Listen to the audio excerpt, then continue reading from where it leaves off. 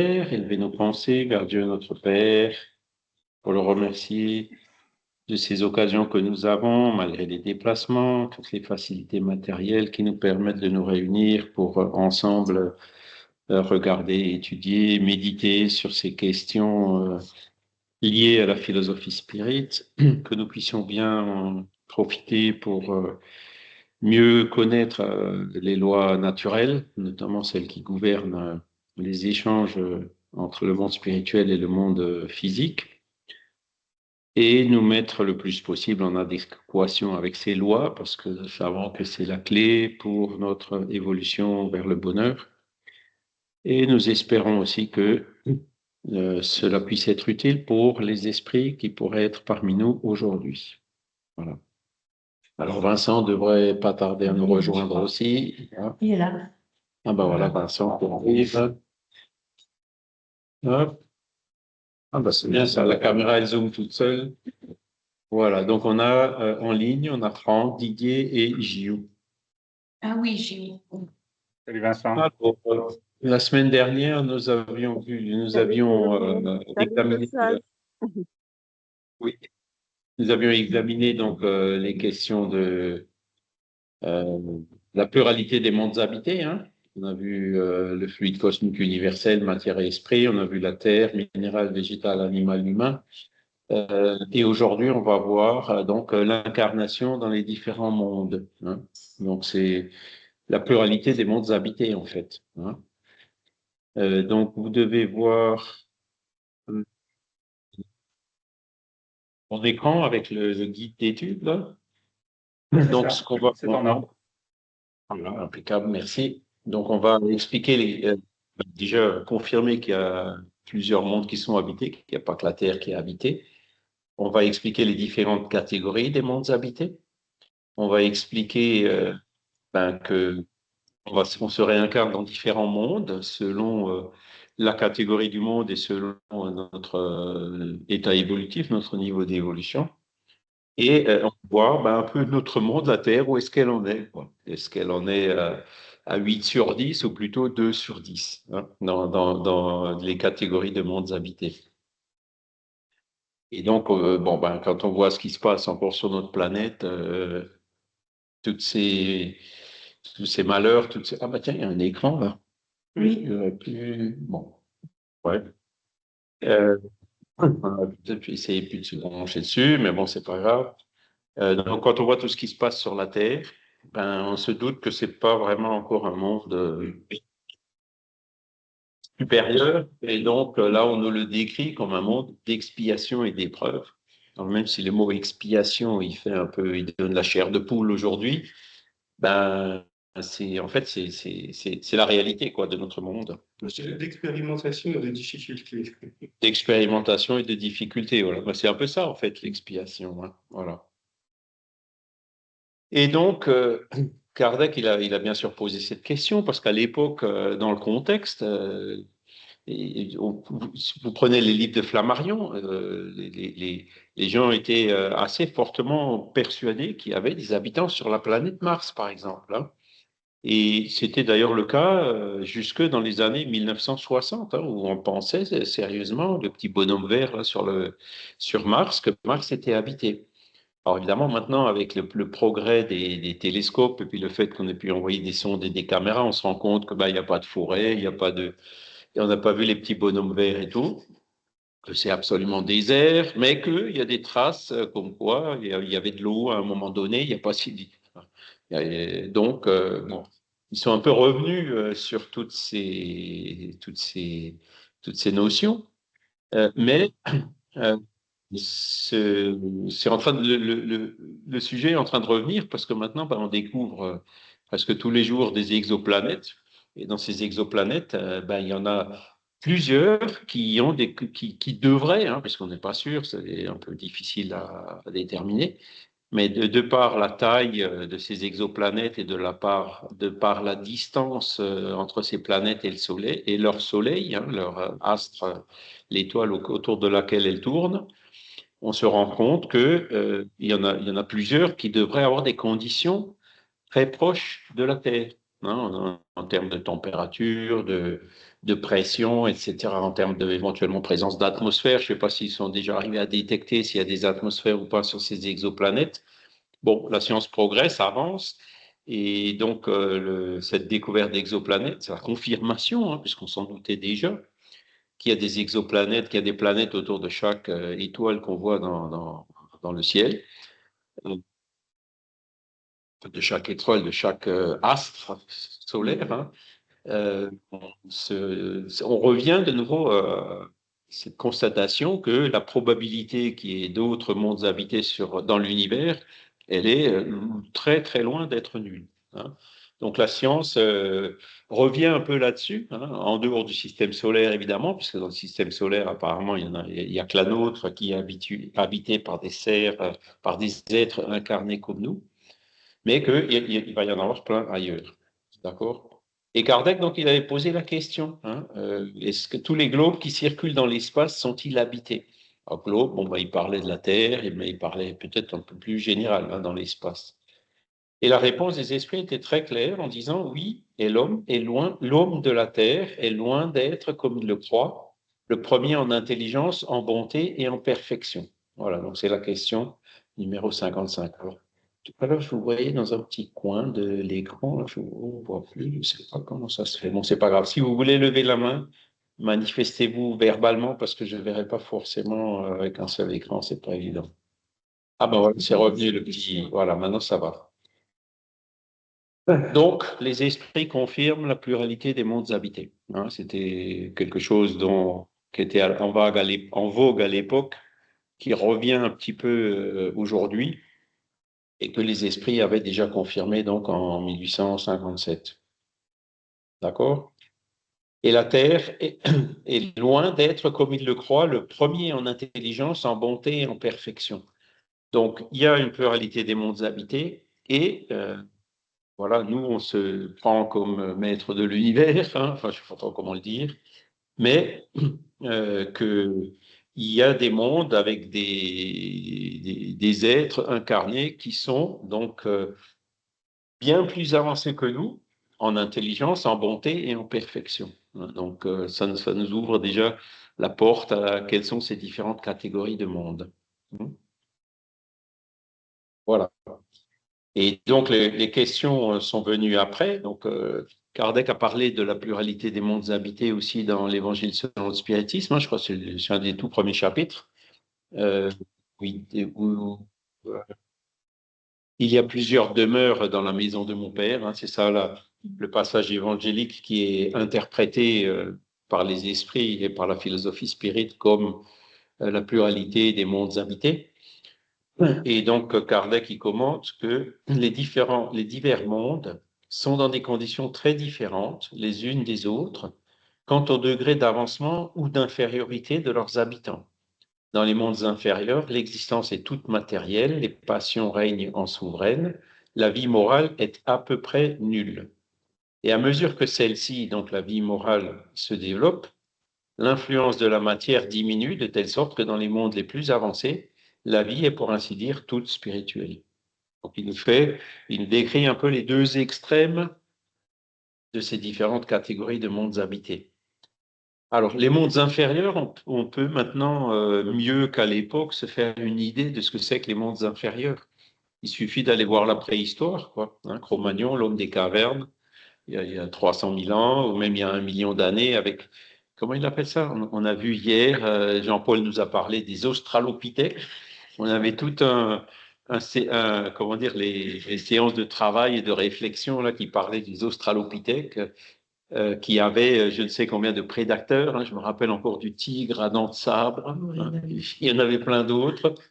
En se disant, comme l'australopithèque, il était assez faible, avec tous ces prédateurs, comment est-ce qu'on peut concilier ça avec une justice divine? C'était la question qui était posée hier. C'est la cruauté de Dieu.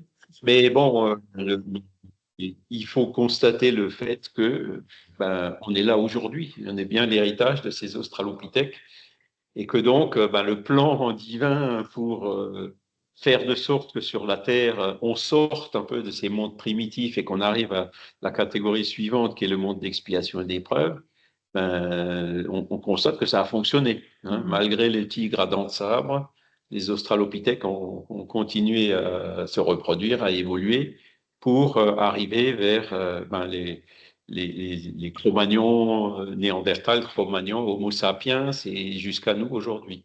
D'accord? Voilà. Et après, il nous dit aussi que donc, parce que dans l'homme préhistorique, on voit que bon, bah, c'était voilà, c'est intéressant la préhistoire. Je vous ai parlé déjà, je pense, du livre de Harari là, qui est assez intéressant sur la révolution cognitive qui aurait eu lieu il y a 70 000 ans. Ça vous dit quelque chose? Oui, tout J'en ai parlé de ça. Et donc,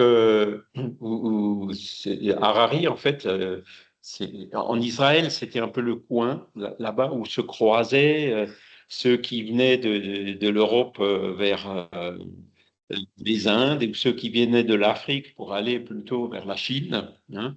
Et donc, c'est là-bas où les études anthropologiques sont les plus riches. Et donc, avec les datations qu'on a aujourd'hui, eh ben, il s'est rendu compte que il y a 70 000 ans, en fait, que Cro-Magnon et Néandertal ils coexistaient sur la Terre déjà depuis il y a 200 000 ans, mais qu'il y a 70 000 ans, il s'est passé quelque chose qu'il a appelé une révolution cognitive, où Cro-Magnon, du coup, bah, il a commencé à avoir des comportements sociaux, de se réunir, des pratiques religieuses qui unissaient les individus et aussi l'intelligence avec les outils, ce genre de choses, qui ont fait que Cro-Magnon, qui était dominé par Néandertal, s'est mis à dominer au point de faire disparaître Néandertal. Hein.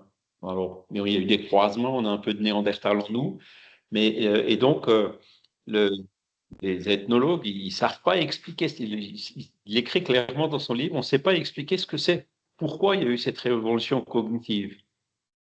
Et selon la philosophie spirit, nous, on peut avoir des explications. Alors, ça anticipe un peu sur la suite.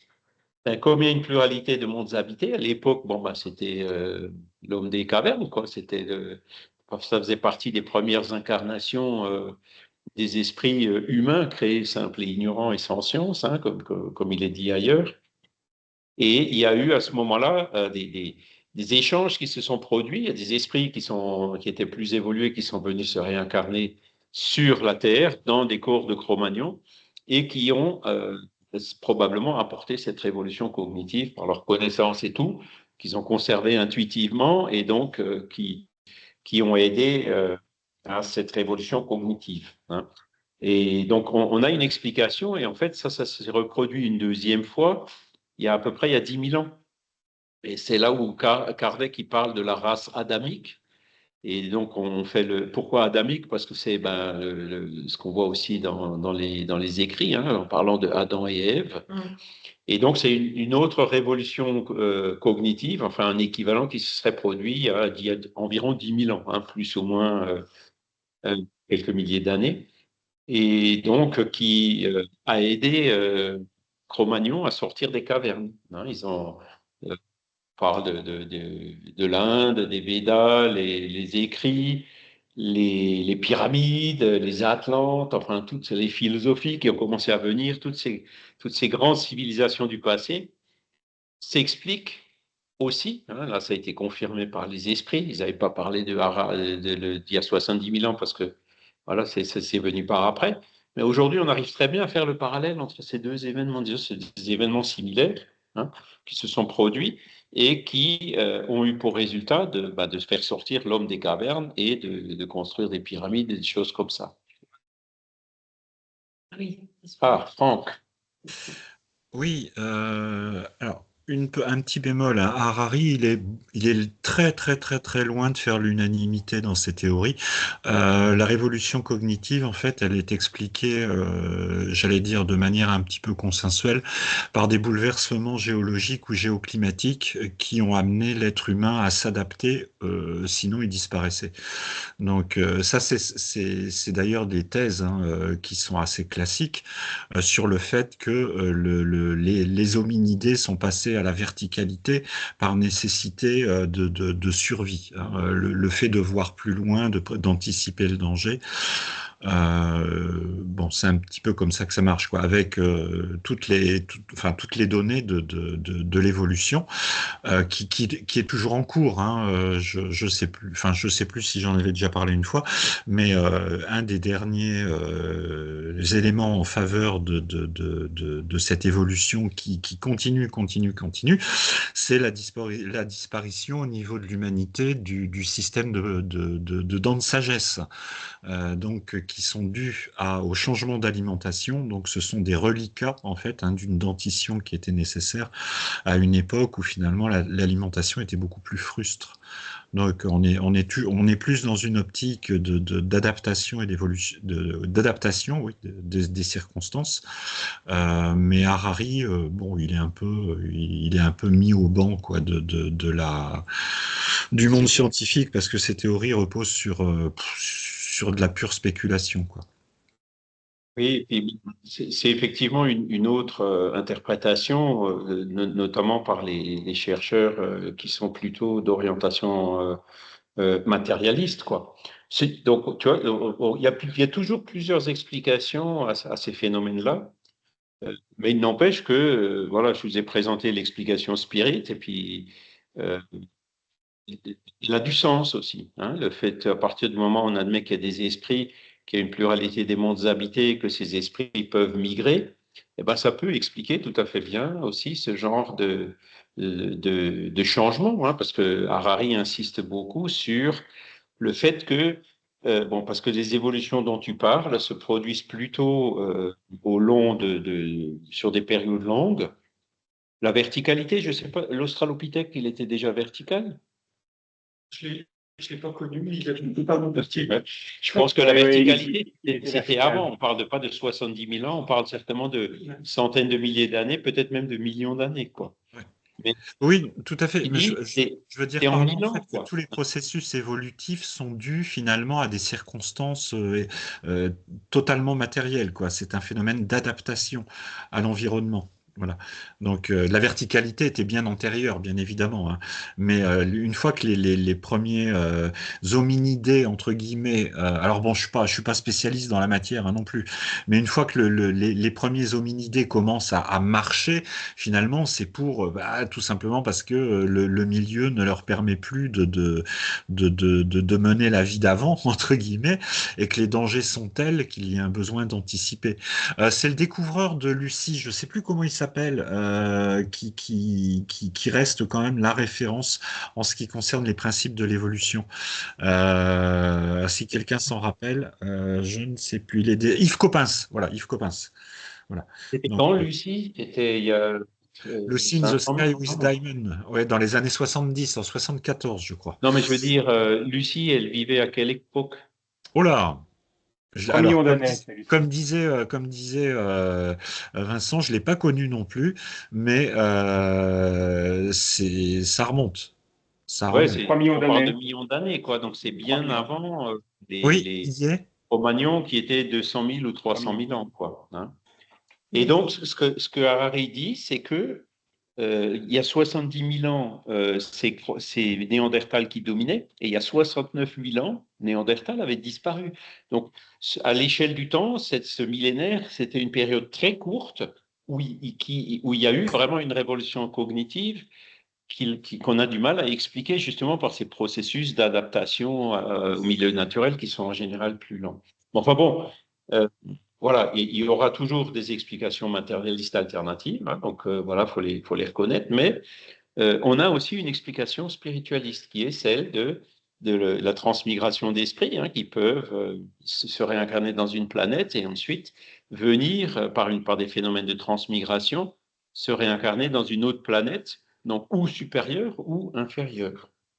Je pense que ce qu'on peut dire par rapport à toute cette histoire qu'on ne connaît pas, en fait.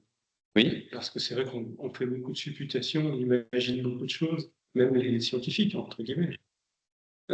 Je pense qu'on est passé d'une civilisation où l'être humain était conditionné par il était dans l'environnement, il faisait partie vraiment de l'environnement, il était complètement dépendants de la nature, en fait. Bah oui, oui, oui. Et maintenant, on a inversé les choses, c'est-à-dire que c'est nous qui transformons la nature. C'est ça. On est dans l'anthropocène. Voilà. C'est une Et nouvelle. là, c'est ce qui a changé, en fait, en très peu de temps. Allez, Ben là, on parle 2000 ans, quoi. c'est vrai, c'est la révolution industrielle, quoi. Hein, Oui, même avant, il y a eu l'agriculture. On dirait que c'est aussi. l'agriculture, donc ça, c'est quand les nomades sont devenus sédentaires. Donc Voilà. là, on parle déjà d'il y a quelques millénaires. Oui, c'est ça. Mais à 2000 ans, à l'échelle d'une planète, c'est rien. Mhm. Et l'agriculture, c'est par exemple quelque chose qui a été amené par la race adamique, par des esprits qui ont transmigré il y a 10 000 ans à peu près. Hein. Et notre pouvoir technique nous donne des responsabilités quant à l'environnement. On se rend bien compte que si on continue à gérer notre environnement comme on le fait, on va détruire la planète sur laquelle on est. Absolument, oui. Détruire la planète, ça m'étonnerait. Mais, Non, mais, détruire l'humanité sur la planète, c'est sûr. ça, c'est là la probabilité. Effectivement, ça fait partie des scénarios qui sont envisagés aujourd'hui, hein, que l'humanité disparaisse de la planète. Par contre, la planète, elle, va se régénérer. Hein. Oui, Et puis, même la vie va réapparaître assez rapidement. Bon, tout dépend de la destruction, mais voilà. Il y a eu plusieurs épisodes comme ça sur la Terre où même les gros astéroïdes qui l'ont tapé, la question des dinosaures qui avaient disparu, ben voilà, tout a redémarré assez peu de temps après. oui, vas-y. Françoise? Je pense, la race adamique, Adam et Ève, si c'est un esprit qui est venu s'incarner d'une autre planète, comment ça se fait qu'on le représente dans un corps humain qui ressemble pas à un australopithèque Alors Adam, c'est pas un esprit qui est venu. C'est ça la différence, hein, parce que dans la Bible, on parle de Adam et Ève, hein, donc ce sont deux esprits. Et après, en disant, bon, ben, il y a qu'un Abel hein, qui a tué l'autre, et après, du coup, ben, il y avait déjà des villages avec des populations, enfin, tu vois, donc, il y avait déjà des habitants sur la Terre avant eux, ça c'est clair. Et puis, c'est pas un esprit qui est venu, c'est toute une série d'esprits qui sont venus se réincarner dans des corps d'Homo sapiens. Tu vois, ils ont profité et tout comme il y a 70 000 ans, ils sont venus se réincarner, ils ont choisi, pour des raisons qui restent à déterminer, ils ont choisi le corps de Cro-Magnon de préférence à celui de Néandertal, parce que c'était le corps qui était le plus adapté à ce que leur esprit puisse s'exprimer, et donc, voilà, ils ont choisi celui qui convenait le mieux. Mais les corps, ils existaient déjà ici. D'accord, parce que dans la Bible, moi je me rappelle que tu as parlé que c'était Adam et Ève les premiers qui. C'est ça, ils le personnifient dans des individus, mais en fait, on sait très bien que ça ne pouvait pas être deux individus, quoi. Surtout qu'après la descendance, quand on a tué Abel, bon, ben, la suite, elle est venue comment, quoi. Tu n'as plus que l'un avec la mère, enfin, voilà, c'est bon.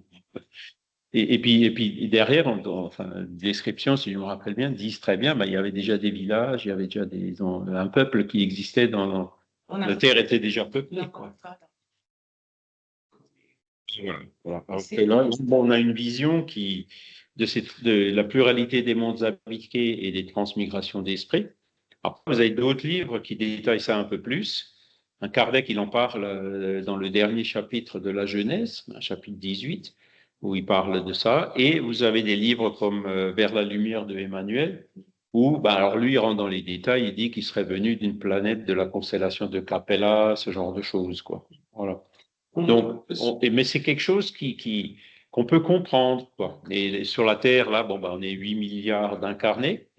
S'il y a un mouvement comme ça qui se fait, bon, ben, il y a ceux qui ont un peu perdu le contact, qui sont un peu déphasés, en retard par rapport au niveau d'évolution moyen de la Terre, qui peuvent très bien aller se réincarner sur une planète où il y a aujourd'hui l'équivalent du Cro-Magnon d'il y a 10 000 ans, pour l'aider à sortir des cavernes, pour lui apporter la science, les pyramides, les connaissances, la philosophie et tout, et donner un coup de pouce à l'évolution de cette planète qui peut-être aujourd'hui est comme la Terre était il y a 10 000 ans. Et à l'inverse, donc, on peut avoir des esprits qui viendraient sur la Terre à partir d'un monde plus évolué et donc qui apporteraient les connaissances, la sagesse, la bonté, pour nous aider la Terre à sortir de ce monde d'expiation et d'épreuve.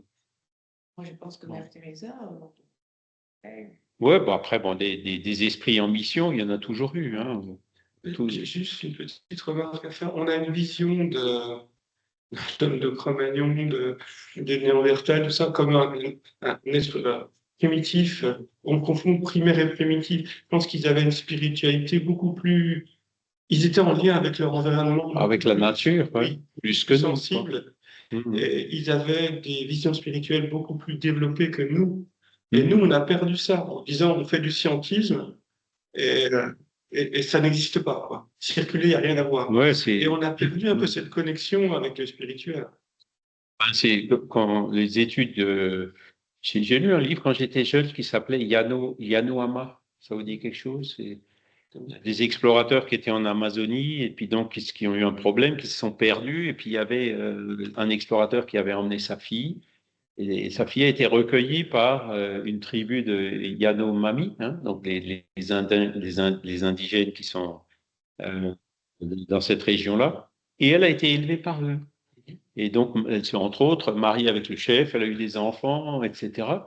Et après, bon, suite à d'autres événements, elle a été recueillie, elle s'est retrouvée en Colombie, elle est revenue vers la civilisation et elle a écrit ce livre.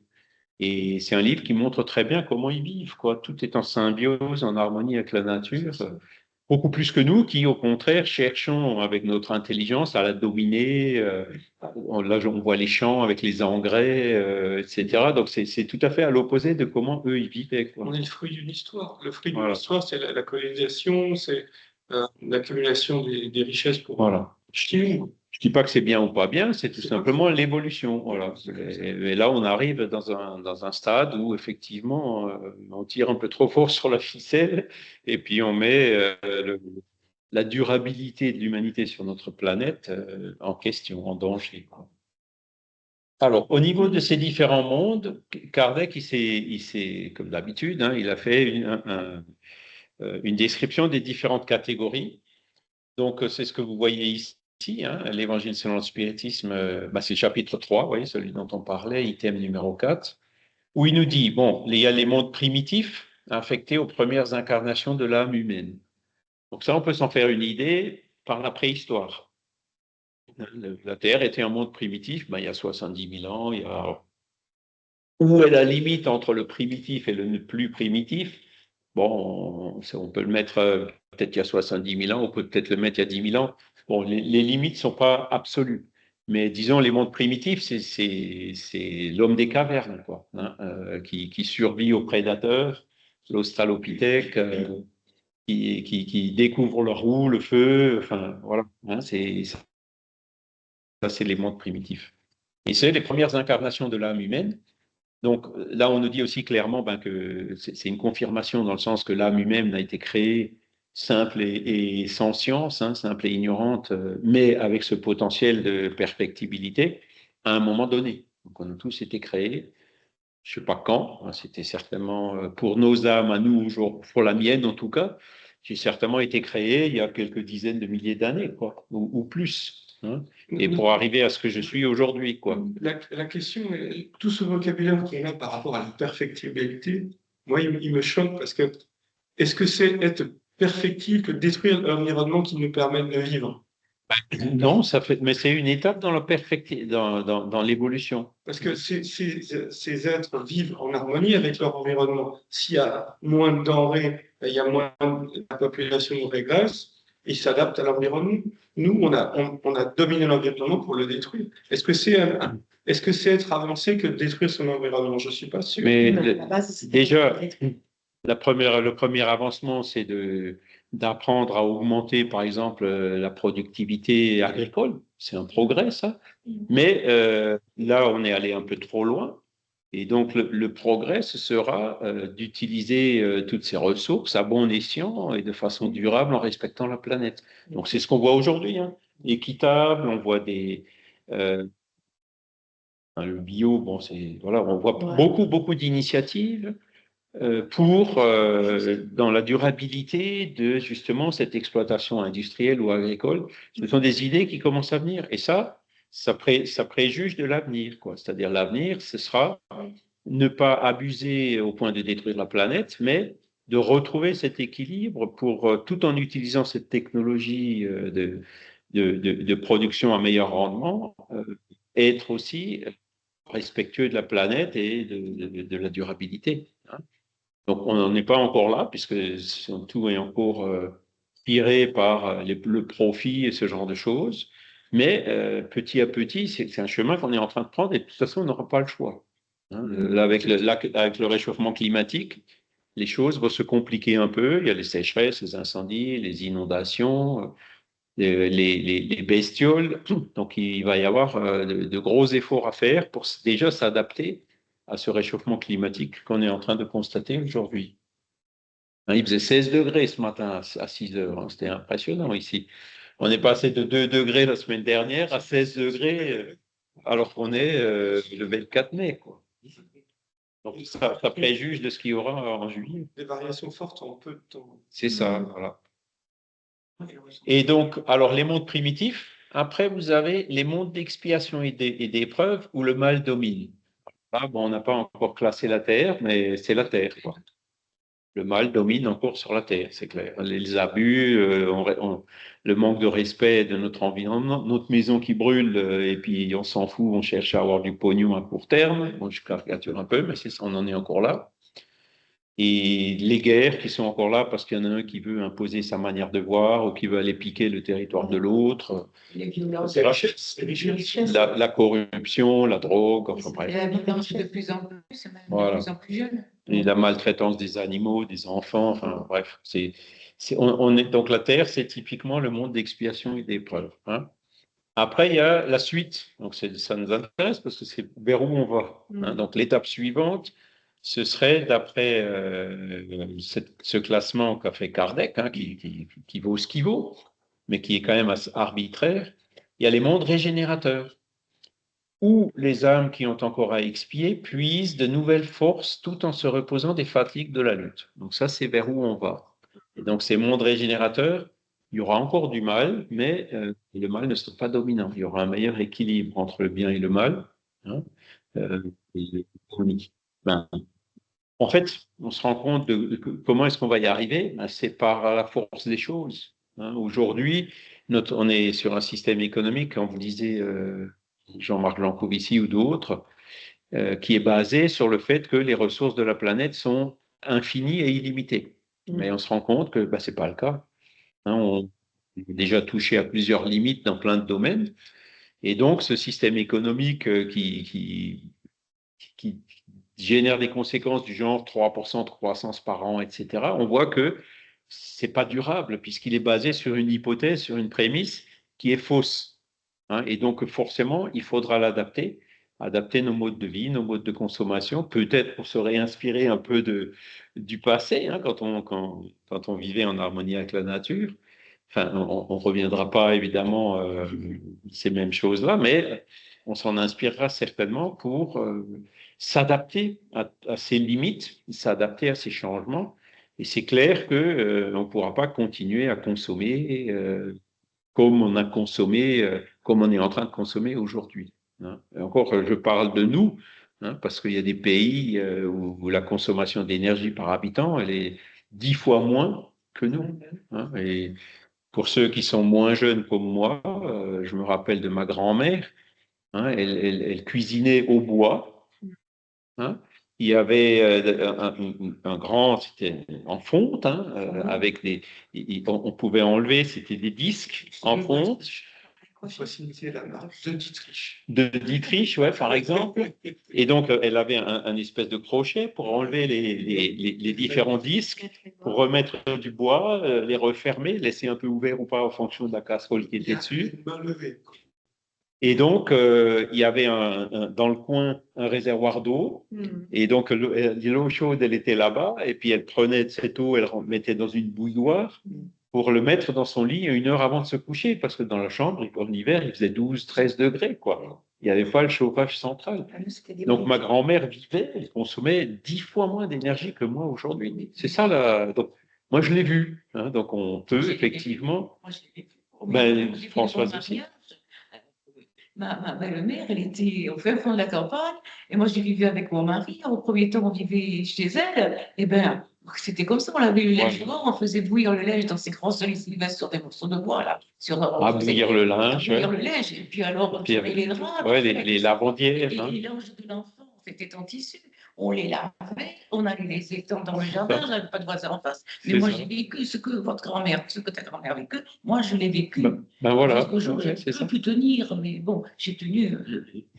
Voilà. Ouais, Dans les plus jeunes, évidemment, non, on ne conçoit pas du tout le fait de vivre comme ça, mais le fait de l'avoir vu à 2 générations près, ou à 1 génération près, c'est... On n'y reviendrait pas non plus, même que tu l'aies vécu, Voilà. tu n'y reviendrais pas. Mais on voit très bien qu'on peut s'adapter et vivre avec beaucoup moins que ce qu'on est en train de vivre. On y reviendra peut-être plus vite qu'on croit. Non. J'ai des gens autour de moi qui ne chauffent pas, qui mangent très peu et qui ont même débranché le frigo. Alors, ça donne un petit peu le... Voilà. Et l'eau à la pompe. Oui, mais c'est pompée. Ça, c'est pas le fourneau avec. Ouais, le puits, fallait la sortir. Donc là, on voit, comment dire, cette transition, elle se fera voilà, c'est le matérialisme, il finira par disparaître avec l'abondance de la disponibilité de tout ce qui est matériel. Oui, faire attention à ne pas non plus développer une vision angélique de ce qu'était le passé, hein. La nature a été toujours d'une hostilité extrêmement importante.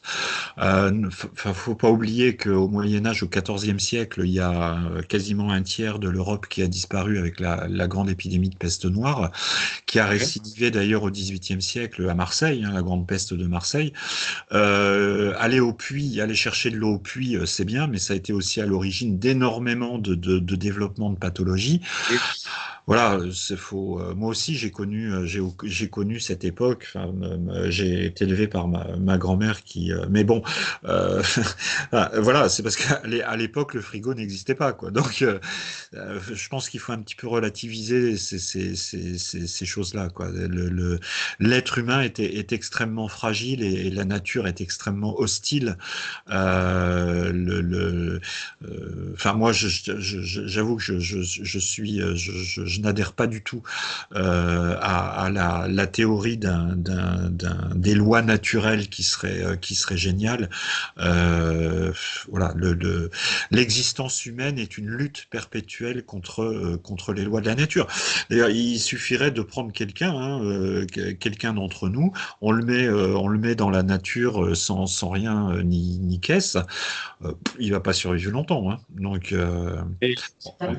non, mais aujourd'hui, il y a des stages de survie, hein, ça existe, ça. oui. Et je dirais, c'est vrai qu'on ne va pas revenir à ce qu'était ma grand-mère, puisqu'on a la connaissance, on a la technologie. Ce qu'on va faire, on va aller vers une utilisation raisonnable et durable de l'intelligence et de la technologie qu'on a aujourd'hui. Hein. Le problème, Charles, c'est notre frigo qui consomme beaucoup moins. On trouvera un moyen voilà. Alors qu'aujourd'hui, la technologie, on en abuse, quoi. Hein, on fait tout et n'importe quoi avec.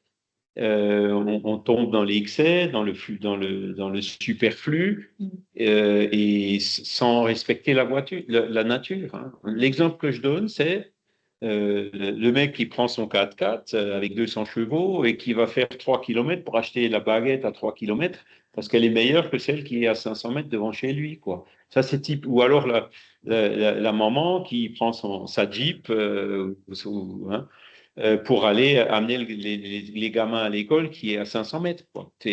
Donc, c'est là où on voit l'abus des choses, où les gens qui vivent à 300 km de leur travail, 200 km de là où ils travaillent, et qui tous les jours font des allers-retours, et qui maintenant, d'ailleurs, commencent un petit peu à sentir dans leur poche, avec cette on voit juste, bon, il y a 20% de l'approvisionnement en moins, bon, les prix montent, et du coup, ce qui allait encore il y a quelques années, aujourd'hui, ça va moins bien, quoi.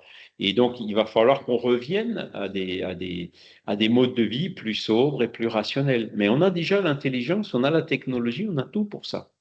Puis ceux qui arrivent, mais pour ça, voilà. Ceux qui arrivent sur Terre aujourd'hui, ils sont déjà plus éveillés que nous et ils vont aller vers cette...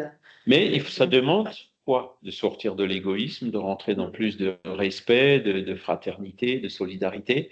Et c'est ça qui va nous pousser vers ce monde de régénération. Que le matérialisme, on n'en sortira que de force, je dirais. On n'en sortira pas de bonne volonté, vu l'humanité d'aujourd'hui et ce qu'on voit autour de nous, c'est clair. Mais bon, le fait que les ressources de la nature soient limitées, bon, ben, c'était évident, quoi. Hein, c'était évident. Aujourd'hui, mais c'est que maintenant qu'on s'en rend compte, quoi. Hein. Et encore, il y en a qui refusent de le voir. Oh, il y a dans certains Mais livres, voilà. ils te disent quand même qu'il y a des richesses qui sont encore l'homme ne les connaît pas encore, mais on va les trouver. Voilà. Et donc, dans ce monde de régénération, on aura encore à expier, c'est-à-dire qu'on souffrira encore des conséquences de tout ce qu'on a pu faire au long des autres incarnations et qu'on n'a pas encore résolu. Mais on pourra puiser de nouvelles forces et se reposer des fatigues de la lutte. Hein. Bon, c'est un peu imagé, mais voilà ce que. Mais ça ne veut pas dire qu'il n'y aura pas de difficultés. Effectivement, comme le dit Franck, la nature, on a toujours su s'y adapter. Et puis maintenant, ben, le réchauffement climatique, il va falloir qu'on s'y adapte aussi. Hein. C'est sûr. Et ça demandera effectivement d'utiliser l'intelligence pour cette adaptation. Bon, après, il y a la suite. Donc là, ça devient un peu plus théorique. Hein, on a l'étape d'après, et puis là, c'est l'étape encore après. Donc, les mondes heureux, hein, où le bien l'emporte sur le mal. On aimerait bien déjà tous y être, mais ça se mérite. Et les mondes célestes ou divins, séjour des esprits épurés, où le bien règne sans partage. Et donc, dans ces mondes célestes ou divins, par exemple, ben, il n'y a même plus les esprits ne se réincarnent plus. Hein, ils n'ont plus besoin d'un corps matériel. Dans les mondes Céleste là. ou divin. Peut-être même les mondes heureux, plus de réincarnation dans des corps physiques, matériels comme ceux qu'on a aujourd'hui. Dans les mondes de régénération, on en aura encore. Hein. Mais dans les étapes d'après, ben, alors après, bon, ça prendra avec des pincettes, mais ce que les esprits décrivent de ces mondes-là, alors ils parlent de Jupiter, hein, parce que sur Jupiter, on ne pourrait pas vivre avec un corps matériel.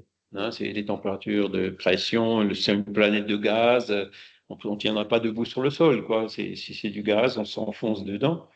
Mais si on serait incarné dans des corps semi-matériels, on pourrait très bien imaginer effectivement avoir ce genre de corps plus léger que nos corps matériels sur une planète comme Mars ou Jupiter. Pas Mars, il y en a peut-être. On ne les voit pas, nos caméras ne les détectent pas. Hein, on ne voit pas les pères esprits, la semi-matière, on ne sait pas encore la détecter. Mais il y en a peut-être sur Mars. On ne sait pas si. Et tout ce qui est extraterrestre et tout, ce phénomène d'ufologie, ben c'est peut-être hein, avec des accélérations et des choses liées au fait que ben, ces extraterrestres soient d'une nature matérielle différente, moins dense que la matière qu'on connaît sur la Terre. Voilà. Et donc, céleste ou divin, c'est le séjour des esprits épurés. Donc là, on a ben, du début de l'échelle jusqu'au dernier de l'échelle, sachant que la Terre, ben, c'est la deuxième étape, quoi, et qui devrait aller vers la troisième. Ensuite, Kardec, qui nous toujours dans l'Évangile, les esprits incarnés sur un monde n'y sont point attachés indéfiniment et n'y accomplissent pas toutes les phases progressives qu'ils doivent parcourir pour arriver à la perfection. Quand ils ont atteint sur un monde le degré d'avancement qu'ils comportent, ils passent dans un autre plus avancé et ainsi de suite jusqu'à ce qu'ils soient arrivés à l'état de purs esprits. Donc, il y a une voie d'évolution, hein, donc les esprits évoluent, on est en train d'évoluer et ben, chaque fois on va sur une planète qui est la plus adaptée aux besoins d'évolution qu'on a à un instant T. Pourquoi est-ce qu'on est incarné ici sur la planète? C'est parce que ben, notre niveau d'évolution est compatible avec le niveau d'évolution moyen avec les variances qu'on trouve sur notre planète. C'est comme on peut le parallèle qu'on peut faire, c'est comme l'école, hein, je sais pas, élémentaire, lycée, etc. Donc on passe chaque fois à ce qui est adapté à progresser au niveau de nos connaissances. Rester trop longtemps, redoubler trop de fois, ça sert à rien, on n'avance pas. Et puis aller trop vite, eh ben, on se retrouvait dans un endroit où on est déphasé, on aurait du mal à comprendre, à suivre. Donc, on est au niveau qu'il nous faut pour évoluer. Voilà. Et si on est ici sur la Terre, c'est parce que on n'est pas encore des anges. Hein. On a besoin de ça pour de ces difficultés, de ce mal qui domine. Ça correspond à notre besoin évolutif du moment. Voilà. Mais le jour où on sera suffisamment évolué, on n'aura plus besoin de se réincarner sur la Terre. On parlait des missionnaires tout à l'heure. On pourra aller se réincarner sur une autre planète hein, si la Terre n'avance pas assez vite. Et d'ailleurs, ça c'est Léon Denis qui le dit. Les esprits individuellement avancent plus vite que l'évolution de la moyenne de la population sur une planète donnée. Ah ouais. Hein, donc, la tendance, c'est que il y a des esprits qui viennent sur la Terre à partir de mondes primitifs et que ceux qui sont déjà suffisamment évolués sur la Terre, ils vont se réincarner dans des mondes supérieurs. Hein, donc, la transmigration. Mais n'empêche que la Terre, elle évolue globalement aussi. Hein, la moyenne mais moins vite que chaque esprit individuellement. Après, même quand on n'a plus besoin de se réincarner sur la Terre pour évoluer, il y a des esprits qui choisissent de quand même se réincarner pour venir en mission. Hein, donc ça, c'est les grands missionnaires. Tu parlais de Sœur Teresa, tu parlais de Mère Teresa, de Bouddha, de Jésus, de Krishna, etc. Hein, même les grands scientifiques, les grands philosophes. Qui sont venus sur la Terre, les Socrates, les Platon, dans toutes les époques, hein, dans l'Antiquité, jusqu'à aujourd'hui, on en voit encore. Hein, donc, ils n'ont pas forcément besoin, eux, de se réincarner sur la Terre pour évoluer, mais ils viennent en tant que missionnaires pour nous aider. Quoi, Il y pour a nous pas tirer que les vers- missionnaires, Charles. Il y a aussi des esprits qui sont dans des mondes évolués et qui, dans les mondes évolués, ils ne mettent pas à l'épreuve leurs défauts. Ils viennent dans les mondes moins évolués pour mettre à l'épreuve leurs défauts. C'est aussi un cas, ouais, ça c'est quand on a, c'est justement cette transmigration, hein, comme on a vu il y a 70 000 ans, comme on a vu avec la race adamique, et comme ce serait en train de se produire aujourd'hui. Comme la Terre avance, hein, les autres planètes avancent aussi, il y a la partie qui est encore un peu réfractaire à cet avancement, qui va se réincarner dans le monde de la catégorie d'en dessous, où ils feront partie ils seront un peu au-dessus du niveau d'évolution moyen de cette planète, mais justement qui va aider à tirer la planète où ils vont aller vers le haut. Donc, Kardec fait aussi une comparaison, hein, c'est des gens qu'on envoie à l'époque de la colonisation, dans ces pays-là, pour les aider à construire des routes, pour faire des écoles, on envoie des profs, on envoie. Voilà. Évidemment, c'est discutable, mais le but, c'est que quelque part pour les aider à progresser. Hein. Et c'est ce qui se passe aussi dans cette transmigration d'une planète à l'autre. Et donc là, ensuite, on nous confirme clairement que la Terre appartient à la catégorie des mondes d'expiation et d'épreuve. C'est pourquoi l'homme y est en but à tant de misère. C'est pas la seule planète d'expiation et d'épreuve parce qu'il y en a d'autres. Hein. Il y a plusieurs planètes qui sont du même niveau que la Terre. Donc nous, on peut s'incarner ici, mais on peut aussi aller s'incarner sur une planète équivalente ailleurs. Hein, et ensuite revenir ici. Hein. C'est le choix de chaque esprit, quoi, en fonction justement des critères dont on vient de parler. Et la dernière partie, donc c'est justement qui parle dans la Genèse, chapitre 18, où il parle de la destinée de la Terre. Hein, et donc cette transformation de la Terre vers d'un monde d'expiation et d'épreuve vers un monde de régénération, il nous dit la Terre ne doit pas être transformée par un cataclysme qui anéantirait subitement une génération. Hein, c'est la fin du monde. Hein. La génération actuelle disparaîtra graduellement et la nouvelle lui succédera lui succédera de même, sans que rien ne soit changé à l'ordre naturel des choses. Donc Kardec parle d'une révolution qui se fait progressivement, de manière continue et pas par saut. Même si la fameuse révolution cognitive, bon, c'était en 1000 ans sur des échelles de 70 000 ans, donc qui sont relativement courtes, mais qui se produisent de façon continue. Voilà. Il y a des seuils. il y a des seuils, il y a voilà, des périodes de transition, quoi. Le seuil qu'on est en train de vivre, c'est prendre conscience du fait qu'on est en train de détruire la planète. C'est ça, la maison brûle. On m'a expliqué, on m'offrait des livres quand j'étais enfant, du Concorde, du plastique c'est fantastique, du paquebot France, et on disait le monde est infini, quoi. Ouais. Ça finira jamais.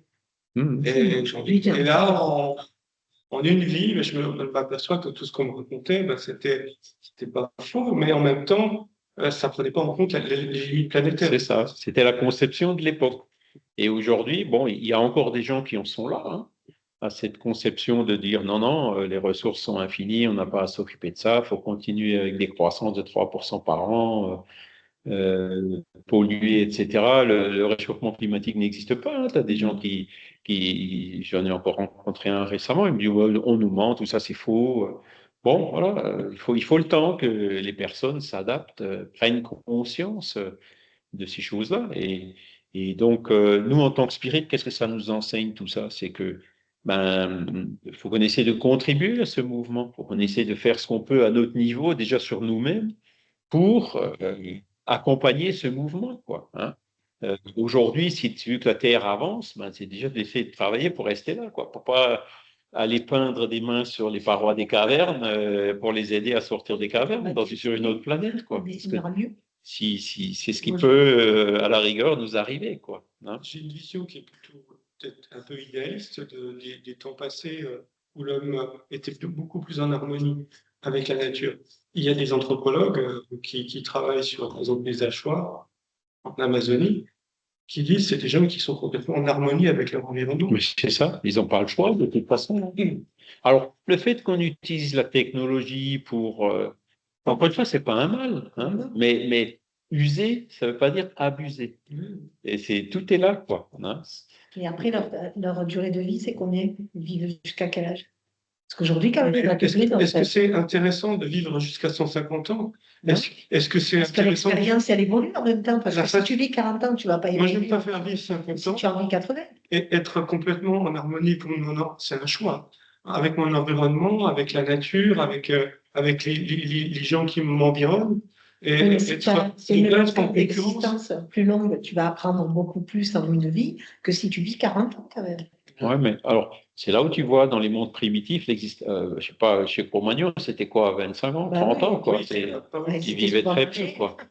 Et aujourd'hui, déjà, à l'époque de Kardec, c'était plutôt, je sais pas, 50, 60. Aujourd'hui, c'est plutôt 80. Demain, on ne sait pas. Hein. Demain, ça aura peut-être tendance à revenir. Il y a beaucoup de mortalité infantile. Kardec, il y avait plus de 50% des enfants ne dépassaient pas l'âge de 4-5 ans. Ça, c'est quand même mais il y a quand il y a beaucoup de mortalité infantile, évidemment. Mais même après, hein, ma tante, elle a eu 2 enfants qui sont morts-nés. Il y avait beaucoup plus de fausses couches. Évidemment, aujourd'hui, on anticipe, la médecine a énormément progressé, heureusement. Et donc, la mortalité infantile, je ne sais pas, mais je ne sais pas si tu as les chiffres, Franck, mais c'est de l'ordre du %, quoi, ou de 2%, quelque chose comme ça. Hein. Elle est très bas, beaucoup plus basse que les 50% qu'il y avait à l'époque de Kardec. Après, peut-être c'est pas partout pareil. Hein. Il y a certains pays où il y a un peu plus de mortalité, mais. Oui, c'est sûr. Hein. Là, on parle de la mortalité infantile chez nous, par exemple. Hein. Mais en Afrique, c'est pas la même. Voilà, c'est ça. Évidemment, le rapport à la mort n'est pas le même quand on a des enfants qui meurent en bas âge. C'est ça. Et donc, mon oncle et ma tante étaient, par exemple, traumatisés par ça. Ils avaient complètement coupé, ils n'allaient plus à l'église parce qu'ils ne comprenaient pas la justice divine par rapport à ce qui leur était arrivé, quoi. Et donc, mon oncle, il est mort comme ça, sceptique. Ma tante, elle s'est un peu mise au spiritisme plutôt vers la fin de sa vie. Elle était adaptée à la revue Spirit. Et donc, ça l'avait aidé à comprendre des choses. Mais pas complètement, quoi. Elle est aussi décédée récemment, là, de façon assez... avec Alzheimer, qu'elle refusait, le fait d'avoir été mise dans un EHPAD, etc. Elle était pas mal révoltée, ouais. Alors, aujourd'hui, on va pas donc, il est déjà 9h, là, et donc en bas, ça va commencer à 9h20, je crois, aujourd'hui, c'est ça? Non, c'est pas. On va voir le programme. C'est pas dans le serveur, enfin. Alors. Hier, c'était 9 heures, non? Hier, c'était 9 heures, mais le deuxième jour, c'est toujours Ouais, j'ai mangé des- 9h25. Ah, Vous voyez, d'accord. donc, on a encore quelques minutes, si on veut. Et donc, c'est là où... Mais quand vous dites vont mourir à 20 ans ou à 50 ans ou à 150 ans, bon, c'est vrai que on est dans un corps, il faut qu'on en profite un maximum pour évoluer. Hein. Oui, Donc, c'est pour ça. d'augmenter la durée de vie, ça nous aide à évoluer davantage. Ouais, c'est ça. C'est cette Mais après, bon, expérience-là qui va être utile pour l'après. moi, si je suis prêt à y retourner demain, s'il faut, hein, ça me dérangerait pas le moins du Oh, monde. je suis pas Parce que on vit dans un temps subjectif, chacun.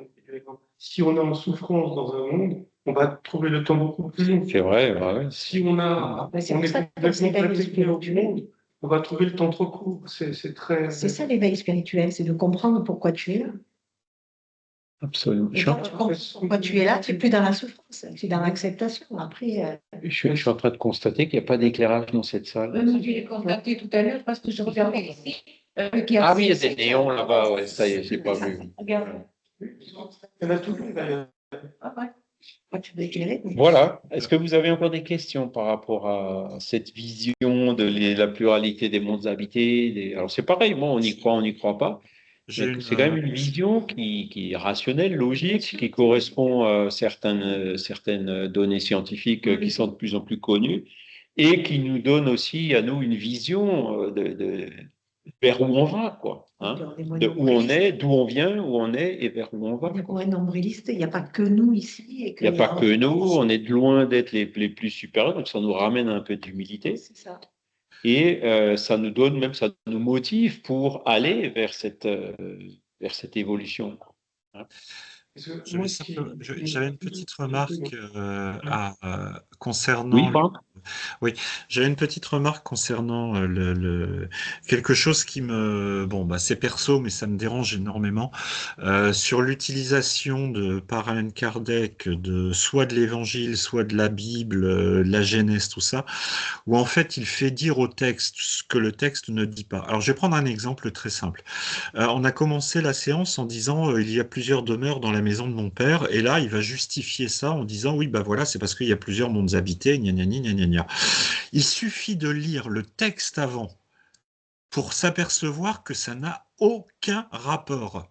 C'est une discussion entre ses disciples qui s'interrogent en fait parce que sur leur place entre guillemets dans le royaume de Dieu. Une fois que Jésus leur dit que voilà il mourra et montera au ciel et ceci et cela. Et donc en fait Jésus fait référence à une chose bien précise. À l'époque du temple de Jérusalem, il y avait des pièces, donc des appartements, des demeures particulières où les gens pouvaient avoir des entretiens particuliers avec les Kohen, c'est-à-dire avec les prêtres du temple. Et donc, en fait, il fait référence à cela, tout simplement parce que là, ils sont tous en train de se dire, oui, mais c'est qui le premier, c'est qui le dernier, est-ce que moi, je suis meilleur que l'autre? Et il va simplement lui dire, je vais simplifier. Arrêtez de vous prendre la tête. Il y a plusieurs demeures dans le pays, dans le royaume de mon père, parce qu'en fait, il associe le temple de Jérusalem au royaume de son père. D'ailleurs, il dira qu'il sera détruit par la suite, parce qu'en fait, il a une vision toute spirituelle. Et là où je trouve ça cocasse, c'est qu'on est dans un exemple type de spiritualité pure. Et là, Alan Kardec, il va nous proposer une solution hyper matérialiste. C'est-à-dire, boum, on se réincarne dans un monde. Je trouve ça dommage. Franchement, Oui, non, mais c'est... Franck, c'est clair que des textes aussi anciens, tu auras autant d'interprétations que de gens qui les lisent. Hein. Et Non, non, donc, non, c'est pas du tout une interprétation. Enfin, C'est les esprits qui le disent, c'est pas et Kardec, donc voilà, il le dit au début de l'Évangile, c'est les esprits qui sont venus pour dire, bon, ben, quand Jésus a dit ça, voilà ce qu'il voulait dire. Et ouais, donc, mais... avec l'universalité de l'enseignement des esprits, qui décrit d'ailleurs dans un des premiers, dans l'introduction même de l'Évangile. Et donc, il dit, bon, ben voilà ce que plusieurs esprits, par des sources indépendantes et multiples, sont venus dire. Et Donc, ce qu'ils disent, ça fait sens. Voilà. Et les esprits, sont assez bien placés pour, dans le monde spirituel, pour arriver à revenir en arrière et se projeter pour lire dans les pensées de Jésus qu'est-ce qu'il voulait vraiment dire quand il disait ça à l'époque. Alors, Donc, c'est l'interprétation que les esprits sont venus et que Kardec sont venus donner et que Kardec a adopté parce que ça constitue un ensemble qui est logique, hein, comme on vient de le voir là dans cette pluralité des mondes habités. Alors après, qu'il y ait d'autres interprétations, c'est normal, hein. Les catholiques, non, mais ils en ont. je comprends bien, mais à un moment donné, il faut savoir raison garder, entre guillemets, parce que de dire que finalement, c'est pas la bonne explication et c'est les esprits qui ont raison, faut pas oublier que les esprits disaient qu'en fait, toutes les planètes du système solaire étaient habitées, hein. Donc, Ils avaient raison, les esprits. au On a niveau juste plante, qui c'était sont quand même venus pas mal. parmi Donc là encore, cette ça n'est que le explication. reflet finalement des croyances d'une époque, quoi. Donc, En fait, mais bon. il y a plusieurs interprétations. Quelle est la plus logique? Quelle est celle qui fait sens? Quelle est celle qui correspond à ce qu'on observe? Puis chacun se fait son opinion là-dessus, On hein. va vers celle qui On se qui se raconte des rapporte histoires, mieux. ça nous fait du bien. Mais non, c'est On pas se raconte des histoires et ça nous fait du bien. Mais Oui, non, tout à fait. Mais le but, c'est quoi? C'est de nous faire du bien, c'est de nous stimuler à travailler, à évoluer, c'est ça, quoi. Et là, le fait qu'on puisse voir cette pluralité des mondes habités, ça nous fait. J'ai pas besoin de vérité absolue. J'aime bien qu'on raconte des histoires. Ah mais non, mais les esprits, est-ce que tu penses La que vérité l'esprit va absolue, te- elle est inaccessible. L'esprit va pas te donner une berceuse pour t'endormir. Il va venir te donner un enseignement pour que tu grandisses. Après, tu le crois ou tu Est-ce le que laisses? ça me permet de grandir? Alors, les enfants, je vous coupe. Oui, Il est mais 9h07. partir. Il est 9h07. Je vais encore aller me brosser les dents vite fait pour arriver à 9h25. Donc, moi, je vous propose qu'on s'arrête là. Donc, merci Franck pour la remarque. Et merci d'avoir participé, hein. On est en mode hybride, hein. Ça change un peu. Et heureusement qu'on a la technologie qui nous permet ça, quoi. C'est quand même fantastique, avec un téléphone, un machin. Hop, c'est comme si on était réunis physiquement tous, quoi. Voilà. Par l'esprit. Eh ben, on va remercier aussi les bons esprits qui étaient là pour nous aider dans ces réflexions, dans ces échanges, hein. Et surtout, voilà, l'essentiel, c'est que ça puisse nous aider à travailler, à avancer, quoi. Voilà. Et que ça ait pu aider aussi les esprits qui étaient avec nous pour nous écouter, eux aussi, à avancer de leur côté. Voilà. Eh ben, merci à tous. Excellent dimanche. Et puis, Bon dimanche de Pentecôte. Ouais, voilà, demain, c'est lundi. Ouais. C'est aussi bon dimanche. L'Esprit Saint qui est descendu sur les apôtres. J'ai une question importante, Françoise. Oui. J'ai une question. Est-ce que tu as pu danser hier? Non. Non, JO, non, je Pas de sais. musique. On a fait. Non. Tu étais là, JO, l'année dernière, c'est ça? Oui, on a dansé ensemble, tu te souviens? Oui, je sais. Esteban, il n'était pas là, il n'a pas pu venir. Il est Ah. un peu fatigué, il est un peu malade, mais c'est rien de grave. On a regardé un film, Dialogue avec Dieu.